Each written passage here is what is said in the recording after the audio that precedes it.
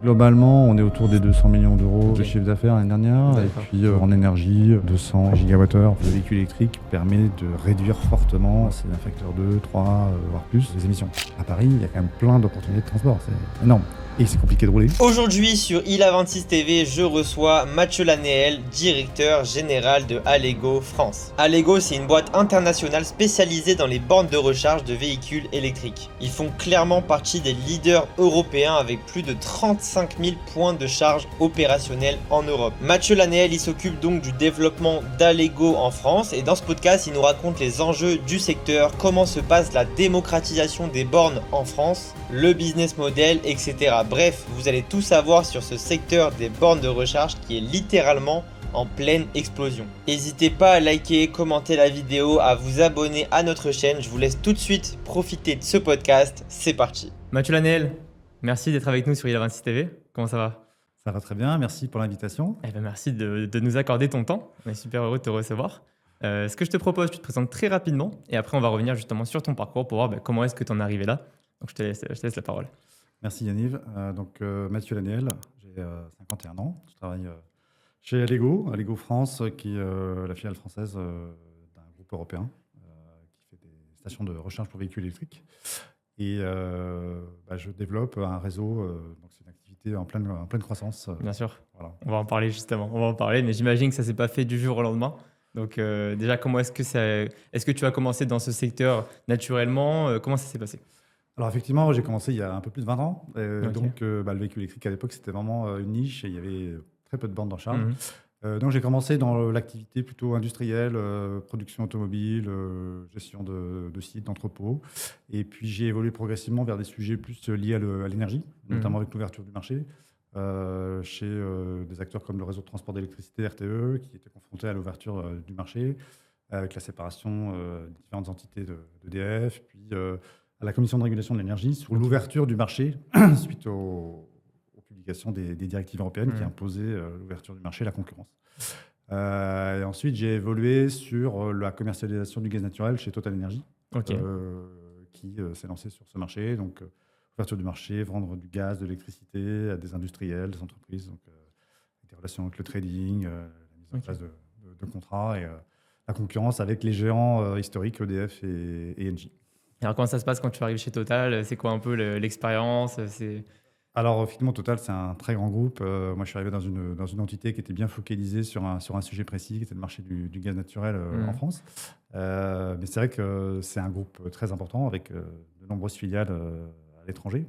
Effectivement, ça m'a permis de travailler sur des infrastructures, des projets de pipeline de gaz naturel, par exemple, ou de stockage souterrain. Et là, on est sur des projets multi-pays, des budgets de plusieurs milliards, voire plus de 10 milliards d'euros, des pipelines sur des milliers de kilomètres. Donc des sujets passionnants avec des joint ventures, avec des différents acteurs. Donc il y a beaucoup de coopération internationale. Donc là, j'ai eu l'occasion de pas mal voyager en Europe de l'Est, en Italie, Autriche, Turquie, Azerbaïdjan. Voilà.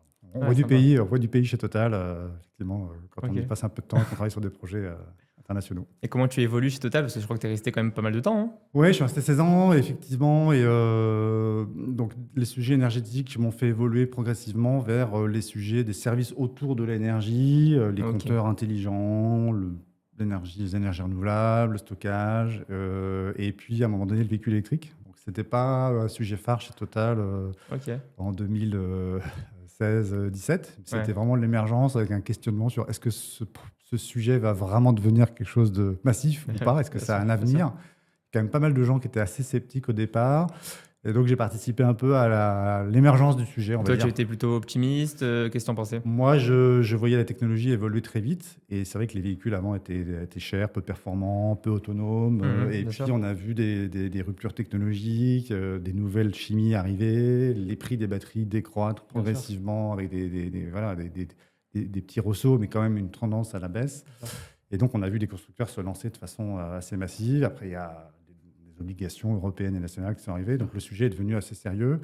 Et oui, chez Total, ça a pris de l'ampleur, notamment quand des gros acteurs type Shell ou des gros énergéticiens type EDF, Engie ont commencé à investir, à acheter des entités, et lancer des activités complètes. Donc, on a vu l'émergence du sujet avec management qui était très orienté sur les métiers traditionnels du carburant, des lubrifiants, des Bien sûr. cartes, et qui a vu ce sujet émerger et a dû l'intégrer progressivement dans ses offres, quoi. Bien sûr, bien sûr. C'était de la nouveauté, avec la nécessité d'expliquer, expliquer aussi le potentiel de rentabilité, parce que quand on investit dans des infrastructures, on se demande qui va les utiliser. Bien sûr, Donc, bien sûr.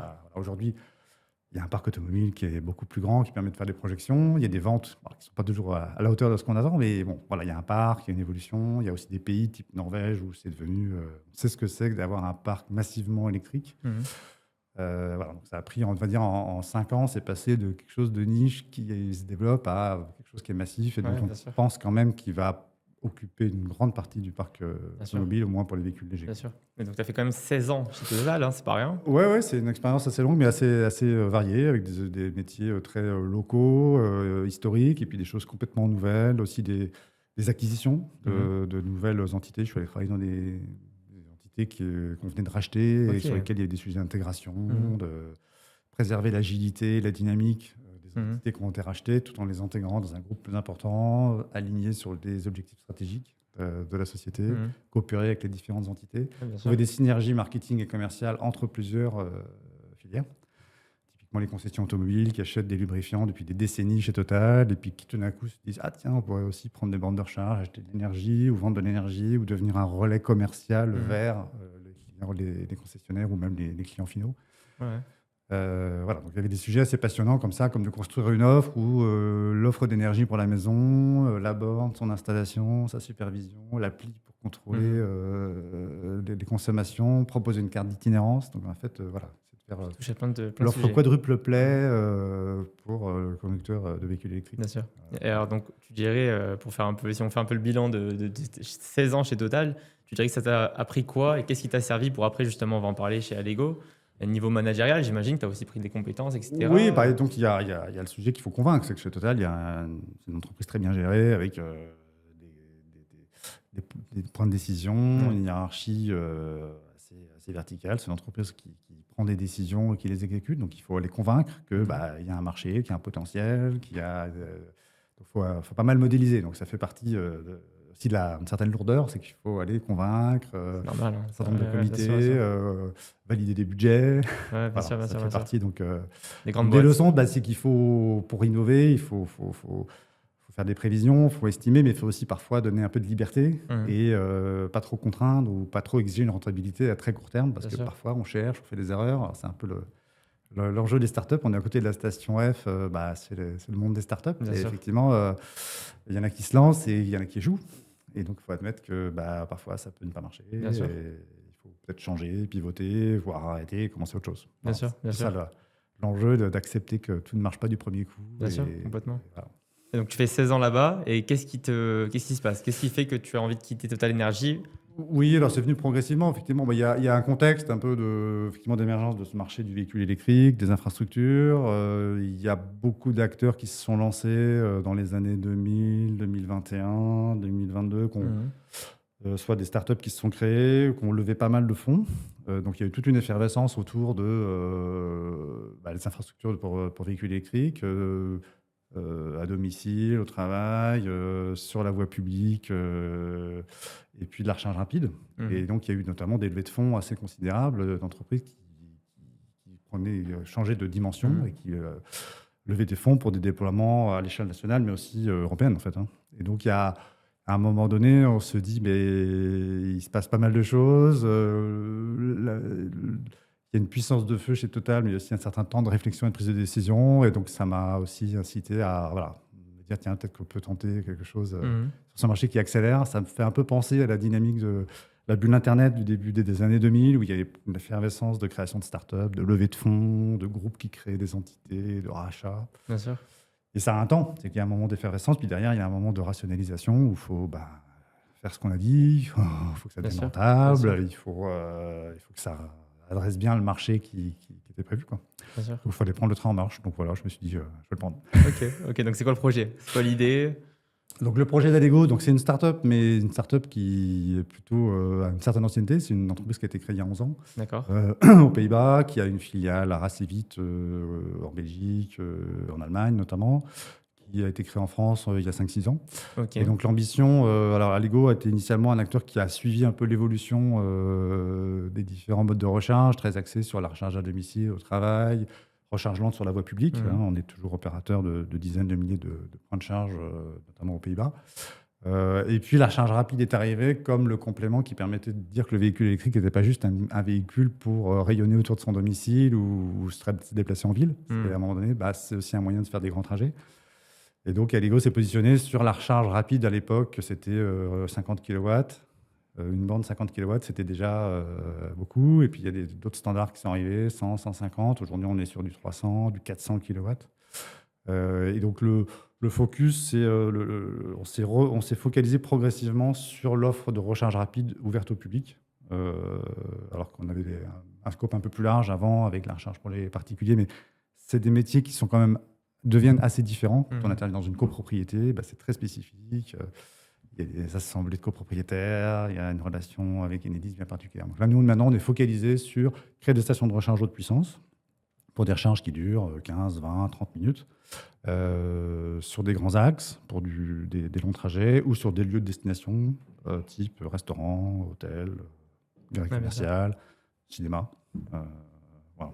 Ok. Donc, juste pour comprendre, toi, tu arrives là-bas comment? Et on te contacte ou est-ce que c'est toi qui... Non, je me suis un peu renseigné sur qu'est-ce qui se présentait, les projets qui étaient en cours. Il y avait des startups chez Total, j'étais en relation avec un certain nombre d'acteurs de l'écosystème, des fabricants de bornes, des opérateurs qui se lançaient. Donc il y avait un certain nombre en général, les opérateurs communiquent pas mal quand ils sont dans une phase de démarrage, de croissance, de recherche de fonds aussi. Donc il y avait un certain nombre Donc j'ai testé un certain nombre d'acteurs. Je voulais pas partir dans une société très petite ou vraiment en phase émergente.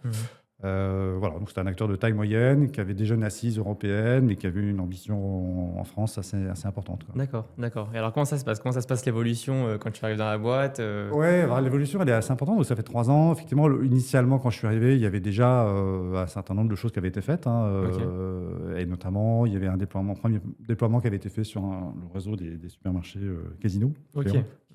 Qui a disparu entre-temps en tant qu'enseigne, mais les sites existent encore.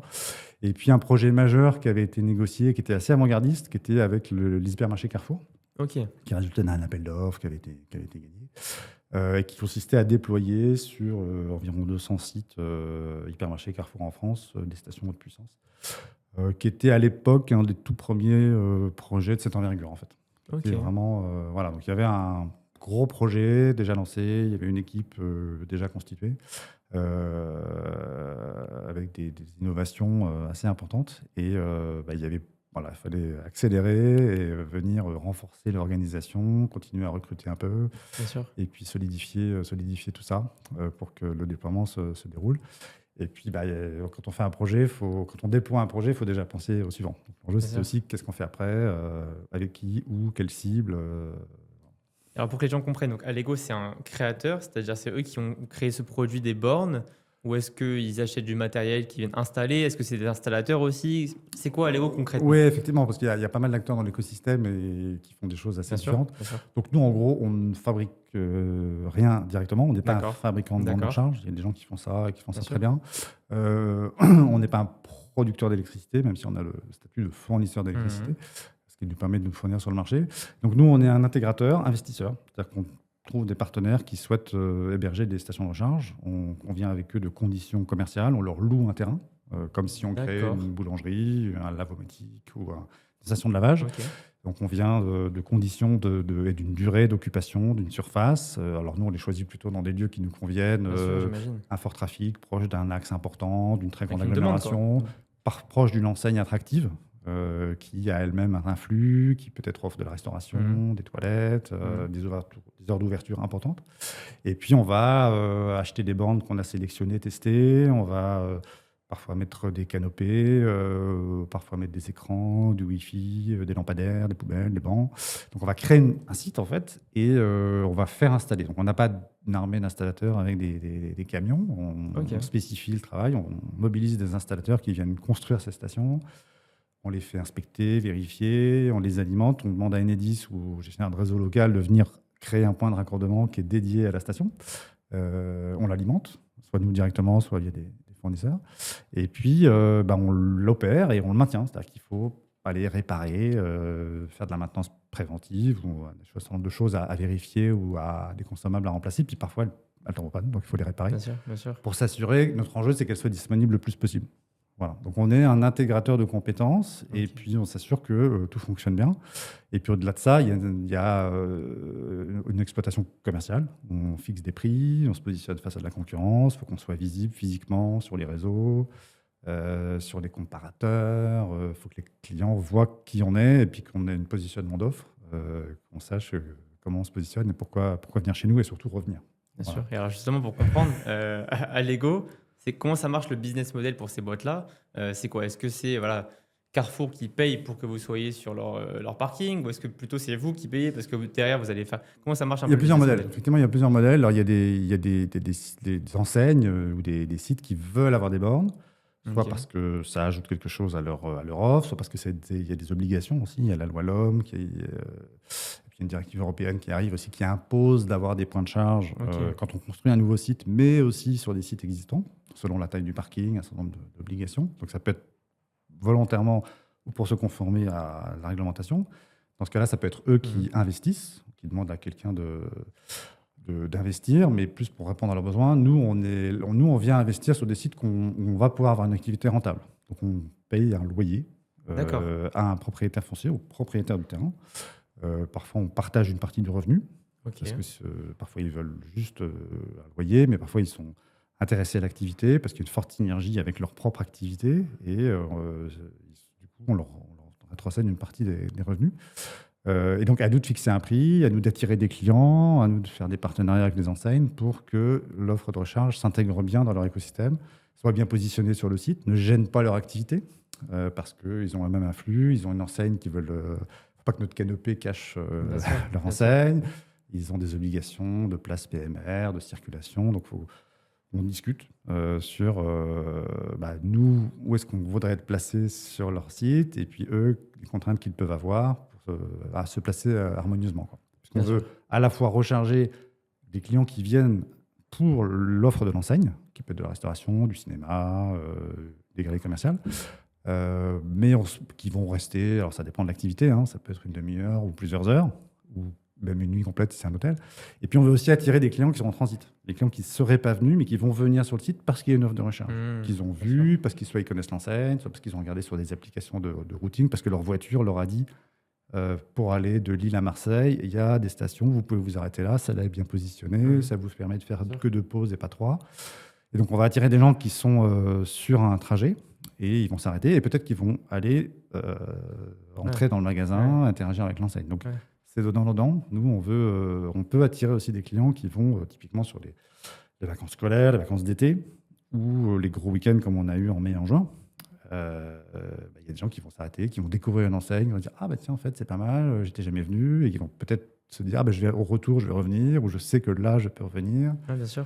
Voilà. Et vous arrivez à le chiffrer ça pour vos potentiels clients justement, c'est-à-dire voilà, montrer, écoutez, regardez, quand vous mettez une borne chez nous, au final, ça vous amène... On commence à le faire. On commence à le faire, effectivement. On a une offre. On commence à le faire. Le chiffrer précisément, Ouais, c'est compliqué. c'est compliqué. C'est-à-dire qu'il faut avoir un moyen de quantifier, soit faire des sondages, soit interviewer les gens. Mais parfois, on a des intégrations avec des applications. Typiquement, avec Burger King, on propose un prix privilégié pour les gens qui sont membres du programme Kingdom de Burger King à certaines heures de la journée. Typiquement, l'après-midi, entre le déjeuner et le dîner, quand il n'y a pas tant de monde que ça, puisqu'en France, on mange aux heures de repas, contrairement aux Américains, eh bien, on leur propose un prix attractif, particulièrement attractif, au moment où le restaurant est plutôt vide, ce qui va pouvoir générer du trafic chez eux. Et on commence à le mesurer. On a le sujet chez Carrefour également, où on propose une heure gratuite sur la recharge lente, ce qui fait que les gens sont attirés par le fait qu'ils vont pouvoir se recharger pendant une heure sur le site de Carrefour. Donc là, il y a un bénéfice client évident. Après, il faut mesurer, est-ce que les gens rentrent dans la galerie, c'est quoi le panier moyen de ces clients-là, est-ce qu'il est inférieur, supérieur au client moyen, est-ce qu'il serait venu de toute façon, ou bien est-ce que c'est du chiffre d'affaires supplémentaire. Donc on est en train de rentrer dans les... Effectivement, on a été très focalisé sur les problématiques de partenariat, trouver des sites, construire ces sites, et on est encore en train de le faire. Et là, on rentre plus dans comment on fait des partenariats et comment on crée des synergies avec les enseignes, avec leur réseau. Nous, on a un réseau, les enseignants ont un réseau, et donc on est en train de rentrer là-dedans, de créer des offres et puis de quantifier les gains.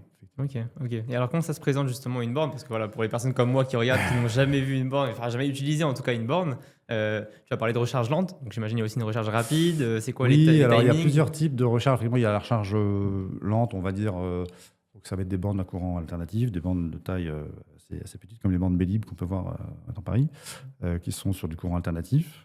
La conversion en courant continu se faisant dans la voiture. Donc là, on est sur de la recharge entre 7 et 22 kW.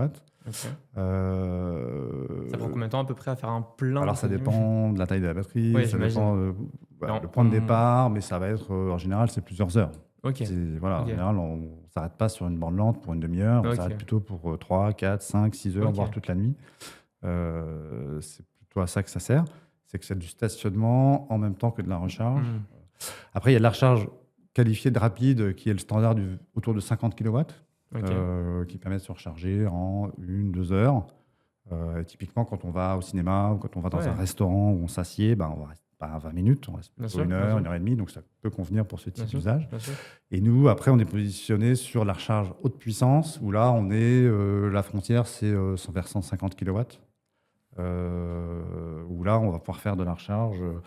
En général, c'est plutôt un complément, puisque on veut poursuivre son trajet ou pouvoir rentrer chez soi. Et la voiture, c'est un peu technique, mais la voiture se recharge avec des très hautes puissances quand la batterie est vide. Et plus la batterie est pleine, plus la puissance acceptée par le véhicule baisse.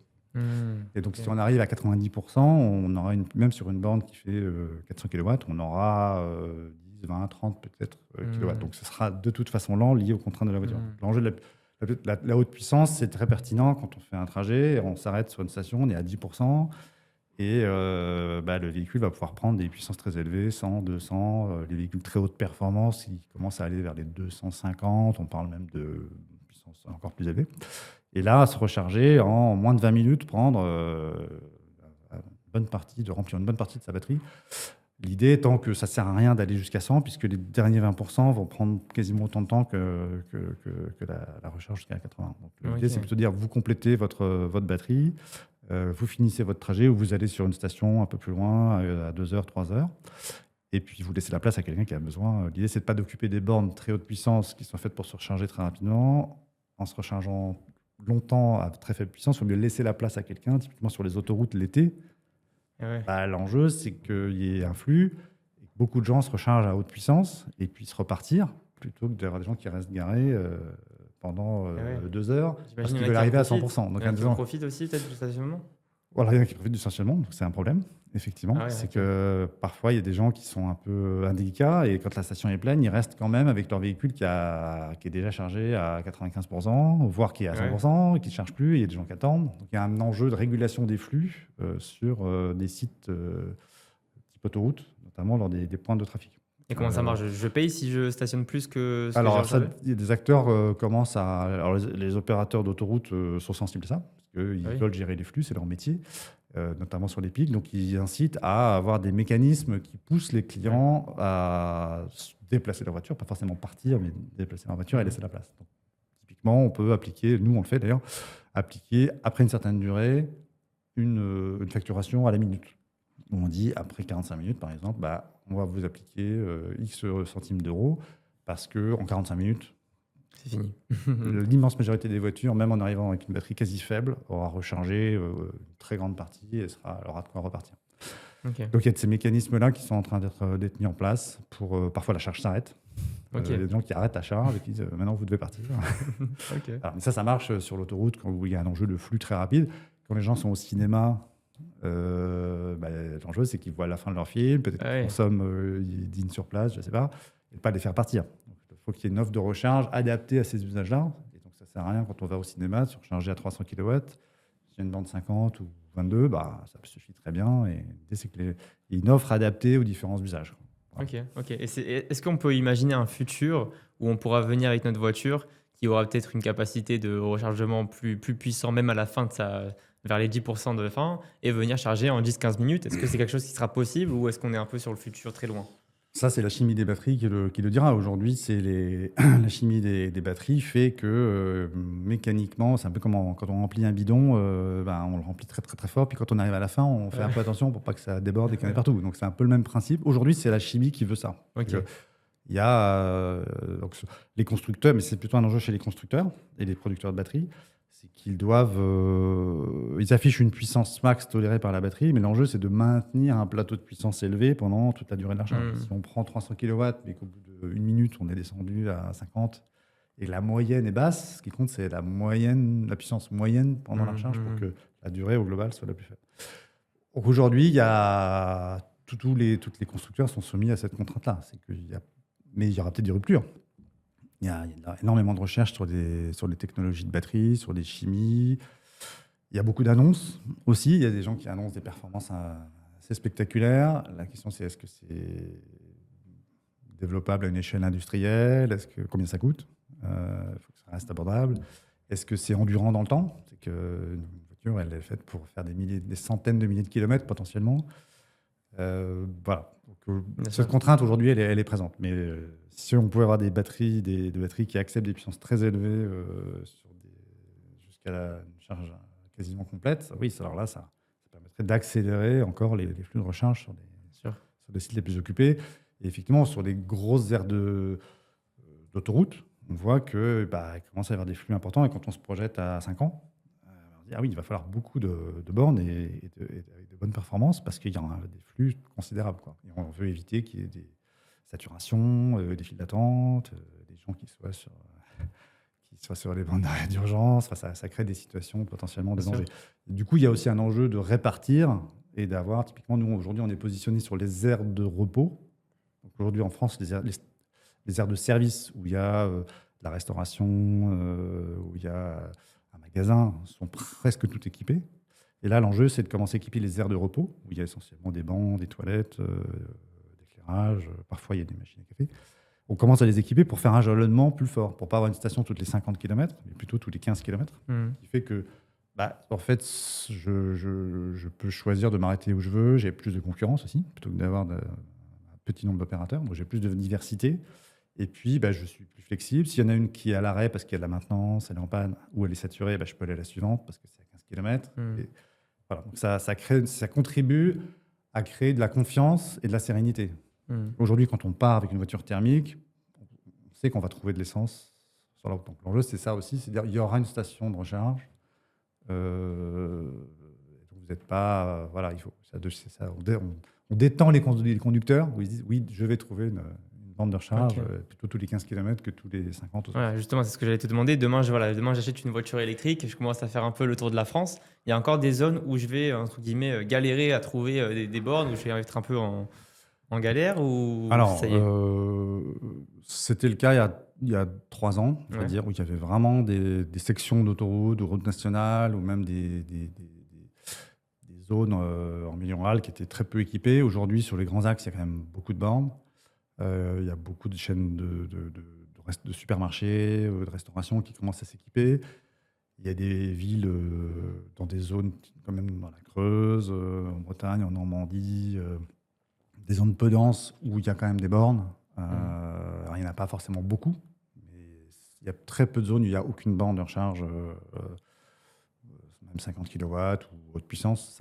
Ça commence à avoir une couverture. Alors c'est sûr que si on va, faut mieux regarder un peu avant quand même, quand on s'élance. Voilà, il y a un petit travail d'anticipation et de regarder, de se renseigner un petit peu à l'avance. Il y a des applications il y a des applications pour voir où sont les bornes, il y a plein etc. d'applications. Il y a plein d'applications. Donc c'est vrai qu'on entend parfois, on ne sait pas où sont les bornes. Le gouvernement a fait des annonces récemment, ce qui est très bien, sur informer les clients. Il y a aujourd'hui des applications bien renseignées qui permettent de filtrer, de savoir où sont les bornes, des indications sur le prix, des indications sur la disponibilité en temps réel, sur les activités qu'il y a autour. Donc, il y a beaucoup d'applications. Soit les opérateurs de recharge comme nous, eux-mêmes, ont leurs applis, mais il y a même des applis qui fédèrent, comme on peut aller sur Booking ou sur Expedia, et on a l'accès à l'ensemble du parc hôtelier. Après, il faut filtrer en fonction des prix, des types de catégories qu'on veut. Mais, ça, on trouve. Alors, ça manque peut-être que pour le grand public, c'est pas encore tout à fait connu comme peuvent l'être ces sites internet dont on parle. Même quand on cherche sur Google, on trouve. Hein. Il y a des fichiers Google Maps référencent les bornes de recharge aujourd'hui, donc on peut les trouver. Ok. Et pour avoir un peu de chiffres, pour se rendre compte un peu du marché, il y a combien de bornes actuellement installées en France à peu près? Il y a combien de pourcentage de Français qui utilisent une voiture électrique? À peu près, hein, pour s'en rendre compte. Ouais, alors effectivement, les Français qui utilisent le parc, alors les ventes de véhicules électriques aujourd'hui, on est un petit peu en dessous de 20% dans les ventes de véhicules neufs. Dans le parc, on doit être autour de 2-3% du parc. Ok. Donc ça reste c'est petit. Pour ça, c'est important que la part dans les ventes augmente pour qu'il y ait un parc plus important. Il y a aussi un enjeu majeur, c'est que les flottes d'entreprises, il y a eu beaucoup de discussions récemment là-dessus, que les flottes d'entreprises adoptent les véhicules électriques, parce que les flottes d'entreprises, et notamment les gros loueurs de véhicules aux entreprises, louent des véhicules neufs pour les salariés des entreprises, mais ensuite les vendent sur le marché de l'occasion. Le marché de l'occasion, c'est 5 à 6 fois le marché du neuf. Donc ces entreprises, ces gros loueurs de véhicules de location longue durée, revendent ces véhicules des occasions récentes. Et ça permet à beaucoup de gens d'accéder à des véhicules à des prix inférieurs au prix du neuf. Aujourd'hui, un des enjeux, c'est le prix du véhicule électrique. Des occasions récentes, ça permet à des particuliers d'aller chercher des véhicules qu'ils n'auraient peut-être pas achetés neufs. Voilà, donc il y a un enjeu pour la pénétration. Donc, il y a eu pas mal de pression récemment sur ces entreprises pour qu'elles embarquent des véhicules dans leur flotte et que 3 ans plus tard, elles les remettent sur le marché. Ok. Après, sur le nombre de bornes, il faut faire très attention parce qu'on mélange... on a raisonné récemment, il y avait des objectifs en nombre de bornes. Ce qui est bien, mais on était sur des centaines de milliers. Je sais plus, on était à 100 000 et puis là on est à 400 000. Bon. On mélange plein de choses qui sont des bornes à domicile dans un garage, qui peut être juste une prise renforcée, comme la prise pour la machine à laver, mais qui est une prise neuve dédiée au véhicule électrique, qui est la prise de base, à la borne à la maison, la borne sur le parking de l'entreprise, la borne en copropriété. Donc, et qui ne desservent pas les mêmes usages, qui ne sont pas accessibles aux mêmes personnes. Donc, tout agrégé, c'est bien de donner un objectif global. Nous, on raisonne plutôt sur les stations, les points de charge publics. Aujourd'hui, il y en a des dizaines et des dizaines de milliers en haute puissance. Il y a des dizaines de milliers de points de charge publics et ça change, ça évolue tous les jours, quoi. Donc, l'enjeu, c'est plutôt qu'ils existent, qu'ils soient bien positionnés, qu'ils soient ouverts aussi tout le temps. S'ils sont derrière des barrières, si c'est accès payant, voilà. Donc, l'enjeu, c'est qu'ils soient bien positionnés, ouverts au public en permanence tous les jours. Et là, on fait partie d'une association d'ailleurs qui s'est créée récemment, qui s'appelle Charge France, qui regroupe des opérateurs de bornes de recharge, en particulier haute puissance comme nous, et qui justement explique il y a une tendance, notamment chez certains constructeurs automobiles, qui eux-mêmes vendent des véhicules électriques, à dire oui, mais alors c'est compliqué, c'est difficile, et en plus il n'y a pas assez de bornes. Et nous, on vient leur dire oui, il n'y en a peut-être pas encore assez, mais il y en a déjà beaucoup. On a investi, on a publié des chiffres, je crois qu'on avait déjà investi 1 milliard d'euros dans des bornes de recharge haute puissance, et qu'on avait en agrégeant les différents plans de déploiement de ces opérateurs membres de cette association, on était sur encore plusieurs milliards d'investissements dans les années à venir. Donc, il y a un déploiement massif. Il y a eu des subventions, d'ailleurs, qui ont aidé, donc nationales ou même européennes. Donc, il y a des effets aujourd'hui de ces subventions qui ont aidé ces déploiements. Effectivement, la France est passée de très peu équipée, où notamment les conducteurs de VE qui étaient nombreux aux Pays-Bas, Danemark, et qui devaient traverser l'Europe pour aller vers le sud et traverser la France, notamment, étaient assez angoissés parce que la France était quand même un peu un désert.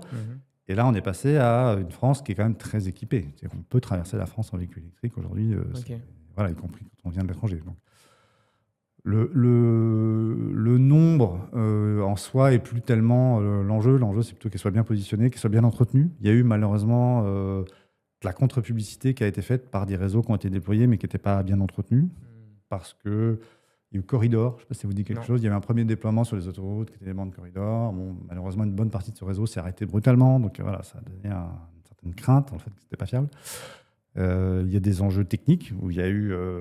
c'est une industrie toute nouvelle, hein. Donc, il y a des équipementiers qui ont fait des produits qui étaient fragiles, qui étaient compliqués à entretenir.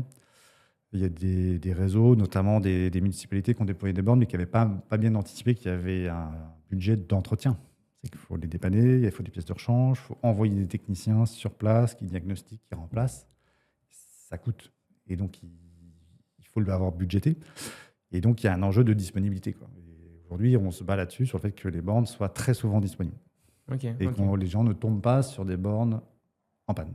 Ouais, j'imagine. Et si jamais elles sont en panne, qu'ils s'en soient informés via ces applications, soit via nos outils à nous, mais aussi via ces applications qui permettent de savoir. Donc l'enjeu, c'est de fiabiliser, continuer à augmenter le déploiement pour que des zones un peu isolées ou des petites villes soient équipées, que ce ne soit pas que pour les gens des grandes villes, mais que ce soit pour vraiment toute la France, et que les bornes fonctionnent. Et que ce soit rassurant, en se disant, bon, si j'y vais, j'ai quand même de très grandes chances que cette borne fonctionne. Et en plus, il y en a une autre à 3 km, donc je vais y arriver. Bien sûr. Et il y a un besoin de maintenance assez fréquent dans ces bornes? Il y a besoin de maintenance. Donc nous, nos stations, il n'y a pas de personnel à nous. Il y a des partenaires qui sont sur place, mais qui ne sont pas en charge de l'entretien des bornes. Donc ça se fait à distance.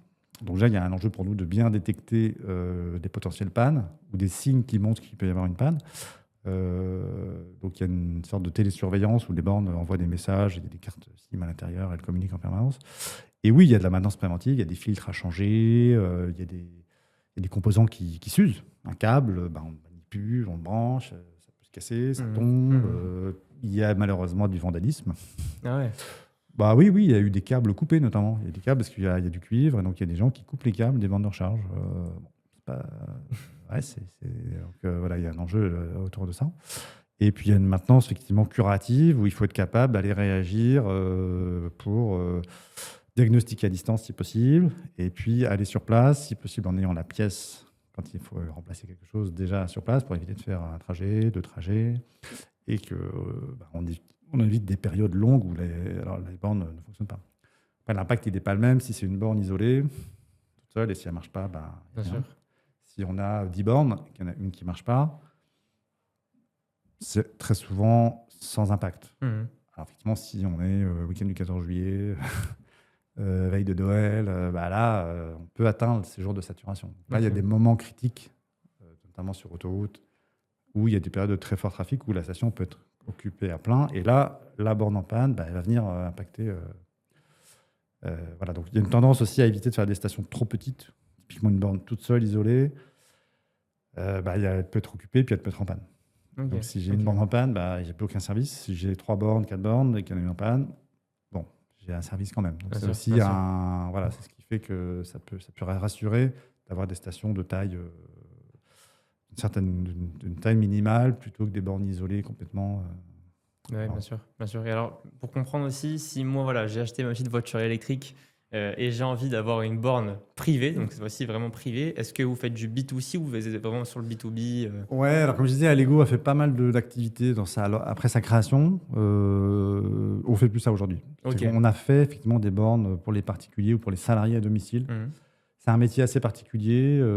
Moi, je m'y suis un peu frotté avant. Effectivement, installer une borne chez un particulier, c'est un petit budget, donc il ne faut pas se tromper. Il y a des enjeux peut-être avec l'amiante, si c'est des maisons anciennes, sur le positionnement. Donc, c'est des gens souvent c'est la première fois qu'ils ont une voiture et c'est la première fois qu'ils mettent une borne, donc ils sont parfois hésitants ou ils ne se rendent pas bien compte des contraintes. C'est-à-dire que si on la met à 2 mètres du boîtier électrique dans un garage et qu'on a juste un petit câble à tirer, quelques trous à faire dans un mur, c'est beaucoup plus simple que si on veut la mettre au bout d'une allée, en traversant une route et qu'il faut faire des tranchées.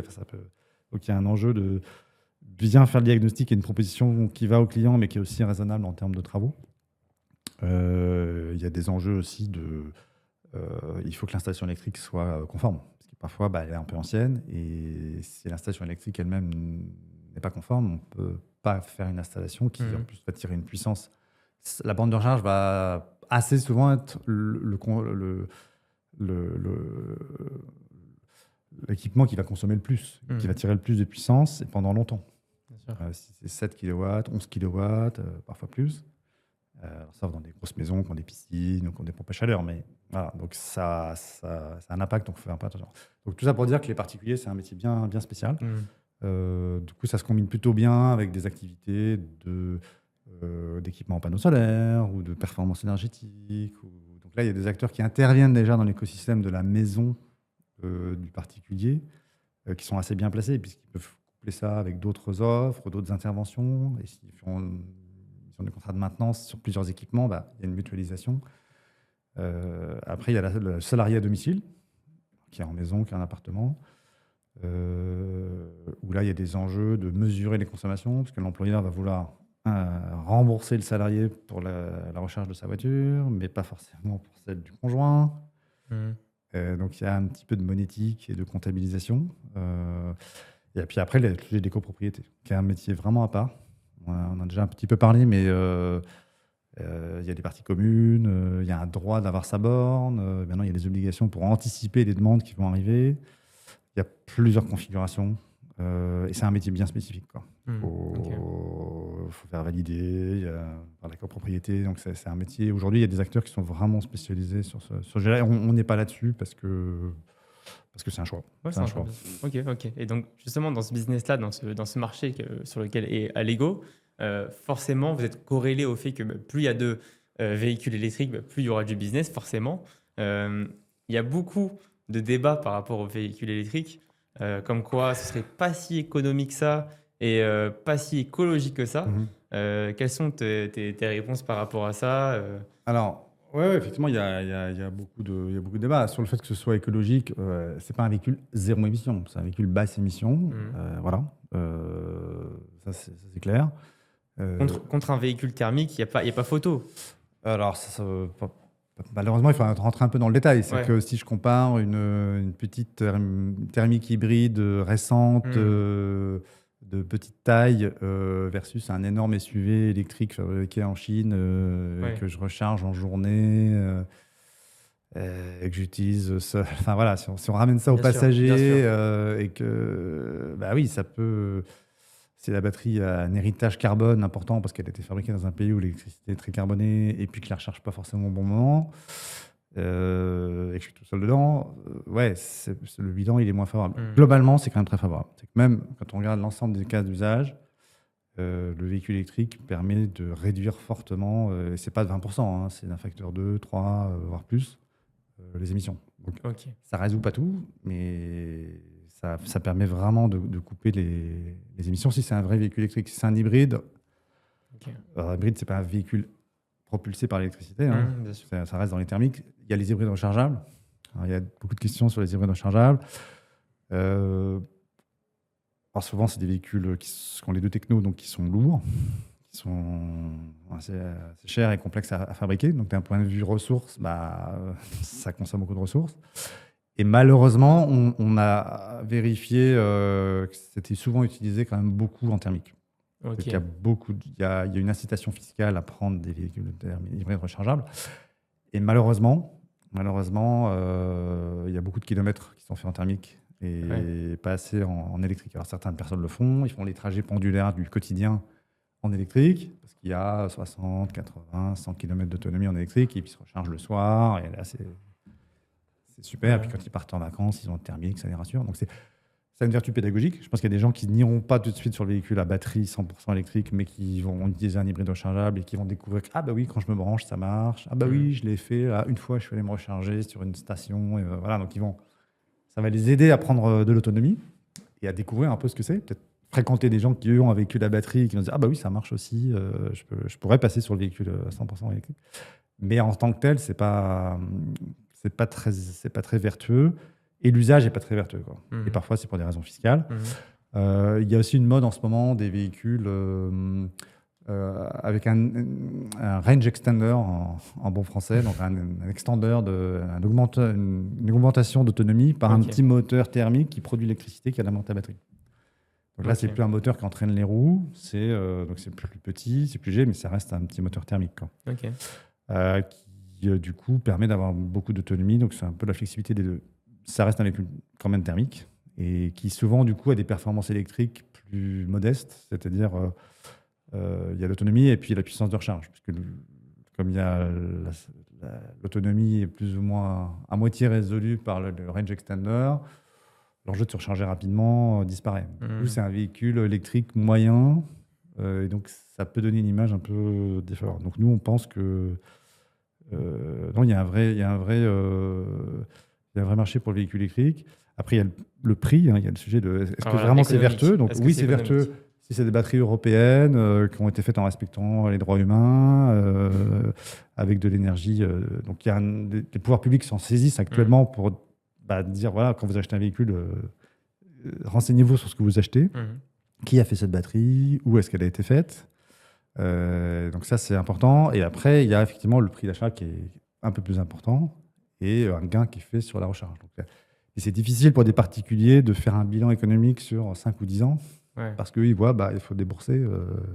D'où les solutions de leasing qui se développent. Il y a pas mal d'offres sur location-vente, leasing sur 3 ans, 4 ans, ça se développe pas mal. D'accord. Il y a la seconde main qui permet d'avoir des véhicules quand même qui fonctionnent bien. On peut avoir des véhicules à 10 000 euros. Il y a des Zoé en très bon état qui sont à 10 000 euros. Donc, voilà, quand on cherche, on trouve. Donc, le véhicule, il est vertueux. Si on se recharge la nuit, on a de l'électricité pas très chère. Maintenant, il y a beaucoup de solaire, surtout en ce moment. Donc, bien entendu, on arrive près du 21 juin. Ça veut dire qu'il y a aussi beaucoup d'énergie renouvelable qui est produite en journée, des prix qui baissent.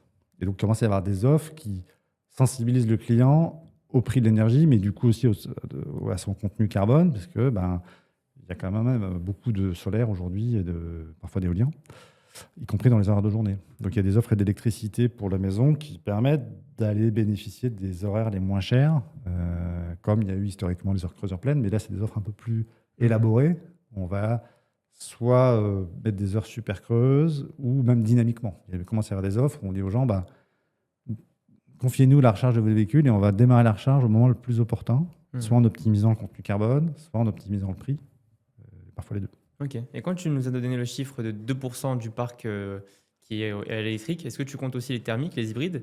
Non, c'est vraiment, pour moi, c'est vraiment, genre, je connais pas par cœur les chiffres, mais non, pour moi, c'est les vrais électriques. D'accord. Les électriques à batterie. D'accord. Les électriques à batterie. D'accord. Et donc, pour parler un peu chiffres aussi, donc Allego, donc c'est un leader, je crois, actuellement leader européen des bornes de recharge. On fait partie des acteurs importants. Ok. Effectivement, on a alors le plus grand réseau, je ne sais pas exactement, mais on fait partie de la poignée d'acteurs, de grands acteurs européens. Alors ça dépend, on peut compter en station, on peut compter en borne, on peut compter en point de charge, parce que les bornes ont parfois 2 points de charge, voire plus. Mais oui, on fait partie des très très gros acteurs européens. On a une présence dans 15 pays. Ok. Surtout, il faut un peu voir avec qui on se compare. On se compare avec des gens dont le métier, c'est avant tout de vendre des automobiles. Et qui font un réseau pour vendre leurs véhicules. Donc c'est des concurrents, mais qui n'ont pas tout à fait les mêmes enjeux que nous, parce que nous, on vit de la recharge. Eux vivent d'un certain nombre d'activités. On a des concurrents qui sont énergéticiens, pétroliers, qui ont d'autres sources de revenus, comme les boutiques, comme la restauration. Donc voilà. On n'a pas tout à fait les mêmes armes pour nous battre. Certains ont déjà du foncier. Et ils utilisent le foncier qu'ils ont déjà. Mais oui, on fait partie des quelques très grands opérateurs en termes de couverture. Okay. On a des zones d'expansion aujourd'hui qui sont plutôt vers... au sud de l'Europe, c'est plutôt Italie, Espagne, Portugal, où on commence à avoir un réseau. Et puis vers l'Est, la Pologne, des pays comme ça. Et on est présent effectivement UK, Suède, Danemark, Pays-Bas... Ok. Et est-ce que tu as le droit de communiquer un peu sur le chiffre d'affaires de Allego de manière générale et aussi celui en France? Est-ce que c'est public? Alors en France, non, mais globalement, on est autour des 200 millions d'euros de chiffre d'affaires l'année dernière. Et puis en énergie, 200 à peu près gigawattheures. Enfin, c'est des ordres de grandeur. Voilà. Mais ça mélange pas mal de choses. Il y a de la charge rapide, de la charge lente. Donc après, les chiffres par pays, non, ils sont pas publics. Okay. Et puis notre enjeu à nous, c'est bien sûr le volume, mais c'est aussi leur croissance. C'est ce qu'on capte. On est sur des sites qui captent la croissance du site. Il y a des sites qui marchent pas très bien. Donc on réfléchit aussi plus aujourd'hui. Il y avait une réflexion très couverture du territoire qu'on a encore. Et maintenant, on est aussi sur quel trafic on a et qu'est-ce qu'on peut espérer comme trafic. Et il y a des sites qui marchent très bien, puis des sites qui marchent moins bien. Et donc on commence à réfléchir à ce site-là, est-ce qu'il faut le redimensionner, est-ce qu'il faut le conserver, ou est-ce que d'autres, il faut les agrandir. Est-ce que vous avez pensé à un système, peut-être que ça existe déjà, je ne sais pas, mais de upsell un peu sur les bornes, c'est-à-dire que quand je vais recharger ma borne, je peux avoir aussi sur l'écran une option de, je sais pas, moi, de commander quelque chose dans le magasin ou... Ouais, ça commence à apparaître ça. Effectivement, on y réfléchit. On a des écrans, les bornes de puissance, elles ont des écrans, des écrans, je ne sais pas si c'est 15 pouces, 14 pouces, mais qui permettent de faire de la sélection. Certaines ont des écrans tactiles. Ok. Et effectivement, il y a un potentiel. Ça commence. Ça commence. Effectivement, Publicité. publicité. Il y a des stations qui font de la pub pour des véhicules électriques, par exemple. Il y a de la pub aussi pour de la restauration quand on est sur un lieu qui propose de la restauration, de faire dire aux gens, si vous venez, il y a une offre particulière, vous prenez le menu machin, le café est offert, donc pour faire rentrer dans la boutique, ça commence. On peut même parfois commander. Si on se recharge, on peut commander, se faire livrer à la place. Enfin, on peut imaginer des choses assez. On pourrait imaginer quand on s'approche de la station, précommander quelque chose en restauration, se faire livrer au moment où on arrive, consommer et repartir au bout d'une demi-heure en ayant rechargé et consommé sans avoir à faire la queue, en utilisant parfois il y a un drive. Donc c'est des choses qu'on commence à regarder. On a été contacté par des acteurs, sont des spécialistes des médias qui valorisent des écrans. En fait, ils valorisent des canaux et qui nous ont dit vous avez des milliers d'écrans dans toute l'Europe, des clients qui sont plutôt assez segmentés, qui conduisent des véhicules, qui sont soit des véhicules professionnels, soit des véhicules particuliers, mais qui ont un certain pouvoir d'achat, qui ont du temps, potentiellement devant eux pour faire des choses. Donc, on peut imaginer de faire de la com. On commence à regarder des choses comme ça. Là, la priorité, c'est de fiabiliser et c'est de s'assurer que le parcours client, parce qu'on a encore des sujets, d'arriver à bien démarrer la session, comprendre comment faire, les moyens de paiement, est-ce que j'ai bien compris le prix. On est encore sur des fondamentaux comme ça. Expliquer le prix avant de commencer la recharge, le prix pendant la recharge, le prix à la fin de la recharge, est-ce que j'ai un reçu physique, digital, est-ce que j'ai comment j'arrête la session, mais on commence à se poser ces questions de qu'est-ce qu'on propose comme service et comment on pourrait monétiser effectivement. On pourrait monétiser. Alors vous allez me dire, le réseau Tesla, il n'y a pas d'écran. Les gens, ils arrivent, ils se branchent et puis ça démarre. Il n'y a pas d'écran. Pas encore, peut-être. Alors, on pourrait dire qu'il n'y a pas d'écran parce qu'il n'y en a pas besoin, parce que ça démarre tout seul. Mais effectivement, ces écrans, ils peuvent avoir un usage. Il y a eu historiquement une start-up qui voulait proposer un modèle où, en fait, ils faisaient des bornes qui étaient avant tout un écran, qui était aussi une borne, et ils proposaient d'offrir la recharge contre des revenus publicitaires.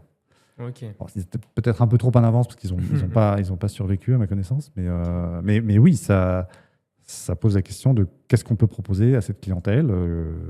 Il y a un ou une conductrice, et puis il y a des passagers, des enfants. De quoi ils ont besoin, qu'est-ce qu'ils veulent. On commence à proposer des services, du Wi-Fi sur des zones qui ne sont pas très... la couverture n'est pas très bonne. On peut avoir des jeux, on peut avoir de la fidélisation, on peut proposer des contrats d'énergie pour la maison, j'en sais rien, ou peut-être des choses qui n'ont rien à voir avec l'énergie. En parlant justement de fidélisation, je vais y arriver, est-ce qu'il y a des incitations à toujours passer par exemple, les boîtes de recharge à Allego Ouais, on commence. Alors déjà, il y a un sujet de notoriété, donc là on y travaille, on fait partie... rapporter la taille de notre réseau, on n'est pas très connu, en tout cas en France, donc on y travaille. Mais oui, ça se commence, il y a des offres qui sont sorties, il y a des offres en ce moment d'abonnement, par exemple. Il y en a, ça se développe beaucoup en ce moment d'abonnement, et en échange d'un abonnement mensuel, je bénéficie d'un prix au kilowattheure privilégié. Donc on commence à y avoir de la fidélisation, et je pense qu'il va y en avoir de plus en plus, peut-être avec d'autres produits. C'est-à-dire que je peux imaginer sur des télécoms, sur de l'énergie, je ne sais pas, sur d'autres, on pourrait imaginer un certain nombre de bundles qui fassent que je suis fidélisé. Nous, on le fait d'une certaine façon avec le programme Kingdom de Burger King, de façon assez simple, mais on pourrait imaginer des choses beaucoup plus élaborées où je gagne des points. Ça commence à arriver, on voit des offres comme ça où j'accumule des points, et donc je peux aller monétiser mes points gagnés si je vais me recharger, ou on pourrait imaginer de gagner des sessions de recharge ou des kilowattheures au bout d'un certain temps, comme on a dans les métiers beaucoup plus anciens de la grande distribution ou du retail. Il y a des problèmes de fidélisation de retail. Non, franchement, il y a beaucoup Il y a plein de choses à faire. Il y a plein de choses à faire. Donc on est en train d'y réfléchir, effectivement. On se renforce d'ailleurs sur ces métiers-là, pour avoir des gens qui sont des spécialistes de ça, du marketing, du digital, de la fidélisation et de la communication, pour communiquer aussi... une communication pertinente vers la population. Voilà, nous, justement, on a beaucoup d'acteurs de la rénovation énergétique qui nous regardent, et pas que, mais beaucoup d'acteurs, et je suis sûr qu'il y en a plein qui seraient prêts à payer pour avoir leur pub sur des bornes de recharge. Il faut regarder, il y a peut-être effectivement une part de gens qui ont des maisons, une proportion plus importante de gens qui Bien ont des sûr. maisons dans les gens qui viennent se recharger et qui seraient peut-être intéressés par des rénovations, par du c'est solaire, super, bien par des pompes à chaleur. Ça pourrait être une population dans laquelle il y a une forte densité de Il y a ces... des concurrents qui font déjà ça peut-être ou c'est pas Il y a- encore mis en place? il y a des offres qui apparaissent là-dessus. Ouais. Il commence à y avoir des offres qui essayent de proposer ce genre de Ok. choses. Ouais. Ça Ok, apparaît. Ça apparaît. Je pense que le marché se cherche un peu. Oui, bien sûr. Mais après, oui, ça commence. Ouais. Ça commence. Bah, quand, Ouais. quand vous le ferez, on sera là pour mettre la On reviendra en publicité. reparler. On en reparler. reparlera, bien sûr. Alors justement, c'est quoi l'avenir un peu pour Allego? C'est quoi les objectifs? C'est quoi la vision du futur? Comment ça se passe? Alors, la vision du futur, à court terme, on a pas mal de choses à faire parce qu'on a des programmes en cours qu'il faut continuer à déployer. Je parle de Burger King, on en a plusieurs centaines à faire. On est sur des projets avec Fnac Darty, on est sur des restaurants Buffalo Grill, des cinémas pâtés. Donc là, il y a un déploiement à faire. Du coup, le fait de se déployer avec des marques, elles ont une présence qui fait qu'ils sont parfois présents au même endroit et puis parfois ils ne sont pas. Et donc, il y a un enjeu à compléter notre réseau. L'objectif, c'est d'avoir des stations bien répartis sur les grands axes ou dans les villes. Et il y a des endroits où on est mieux développé que d'autres. On est très développé à Toulouse, mais on est moins développé à Nantes. Donc il y a des enjeux à les compléter, notamment dans les grandes agglomérations où il y a une densité, il y a des taxis, il y a des Uber. Voilà. Donc, l'autre objectif, c'est compléter le déploiement et aussi trouver des opportunités pour aller, alors, typiquement, à Paris. C'est une zone très dense, il y a très peu de sites. Il y a quelques stations-service qui sont converties en électrique. Mais le foncier disponible, il est rare, il est cher. Il y a plein d'autres activités qui recherchent du foncier, de la logistique urbaine. Donc, il y a un enjeu. Aujourd'hui, on cherche à compléter le réseau.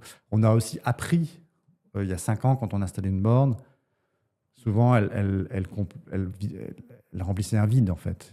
Il n'y avait pas beaucoup de bornes, donc il y avait forcément de la clientèle qui était contente d'avoir une borne. Il y a des endroits, aujourd'hui, il y a des densités de stations de recharge sur les ronds-points en périphérie des villes, dans les zones industrielles, dans les zones commerciales et artisanales. Parfois, il y a 4, 5, 6, 7, 10 stations concurrentes. Donc là, il y a de la concurrence. Et par contre, il faut aussi y aller là où il n'y a pas forcément de... faut analyser. On analyse mieux aujourd'hui ce qui marche et ce qui ne marche pas. Il y a 5 ans, mettre une station, ça marchait. Aujourd'hui, il y a plus de concurrence. Donc, il faut aussi voir quels endroits, quels facteurs font que les gens vont venir. Est-ce que c'est l'attractivité de l'enseigne? Est-ce que c'est la visibilité physique parce qu'on est au bord de la route? Est-ce que c'est une offre type s'il y a des toilettes? Parce que quand on fait un long trajet, bien sûr. cette population-là, quand on va au supermarché, en général, on y va. On n'a pas cette contrainte. Parce qu'on peut aller aux toilettes avant, après, ou même sur place. Quand on est sur autoroute ou quand on fait un long déplacement sur une nationale, quand on est en famille, c'est des enjeux, c'est trivial, mais c'est important. Donc, est-ce que c'est ces caractéristiques-là? Est-ce que c'est des enseignes qui ont des barrières? On a vu que parfois on a mis des stations sur des parkings où il y avait des barrières. On voit que c'est un problème. Parce que même si c'est gratuit, même s'il y a un temps offert, ça reste toujours plus compliqué. On se dit, oui, mais est-ce que je vais pouvoir ressortir? Est-ce que je ne vais pas payer quand même? Ça crée du stress. Et ça crée, voilà. Donc aujourd'hui, on analyse mieux ce qui marche, ce qui ne marche pas. Donc on ajuste le tir sur des sites qui fonctionnent. Mais vous avez plus de recul sur On a plus de recul. Donc, effectivement, quand on avait 10 stations et 1 an de recul, là, on a 5 ans et on a plus de 250 stations. Donc, on a du recul. Bien sûr.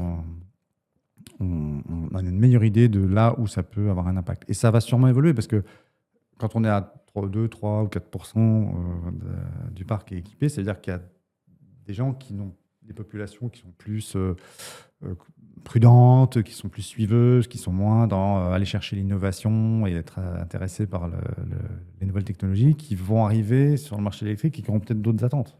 Donc, le marché de l'électricité aujourd'hui, c'est pas dans 5 ans, il y aura des gens qui vont venir sur l'électrique et qui auront d'autres préoccupations, d'autres priorités peut-être. Ça va encore évoluer. D'accord. Et sur Paris, parce que je crois que sur Paris, c'est quand même, le pourcentage est quand même assez élevé quand même, non? En véhicule électrique? Oui. Oui, il y en a pas mal. Il y en a pas mal. Okay, il y a beaucoup de véhicules de fonction aussi. Ouais, j'imagine. Et oui, il y en a pas mal. Après, l'intérêt du véhicule électrique, c'est quand même de rouler. Donc, si j'habite Paris, que je travaille à Paris et que faut se garer, donc c'est compliqué. Si je roule pas tellement, en fait, le véhicule électrique, il est cher à l'achat, mais le budget quand je roule me permet d'avoir un coût de possession plus bas. Donc en fait, si j'habite en province et que je fais des trajets pendulaires, si je fais 50 km tous les matins et retour 200 jours par an, je fais 20 000 km. Et sûrement, je suis déjà dans la zone où le véhicule électrique est rentable. Alors que si je roule finalement assez peu, parce que je m'en sers le week-end ou de temps en temps, bah, en fait, paradoxalement, c'est plutôt, moins compétitif par rapport au thermique.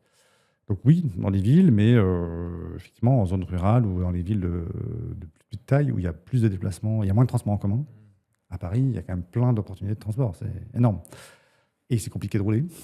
Donc il y a quand même un effet aussi que même si j'ai une voiture électrique, alors je peux me garer un peu plus facilement, je peux accéder à certaines voies, à certains endroits. Bon, il y a des tolérances, mais bon, ça reste compliqué. Paris, ça ne s'arrange pas. Bien sûr. C'est pour ça qu'on voit les taxis qui se mettent sur des véhicules électriques. C'est parce que eux, vu qu'ils roulent beaucoup, j'imagine que c'est rentable. Ouais, ils roulent beaucoup. Et effectivement, et ça, c'est un critère, c'est factuel, c'est qu'eux, ils font un suivi, ils suivent de très très près leur comptabilité. Et s'ils passent sur l'électrique, c'est qu'ils y gagnent.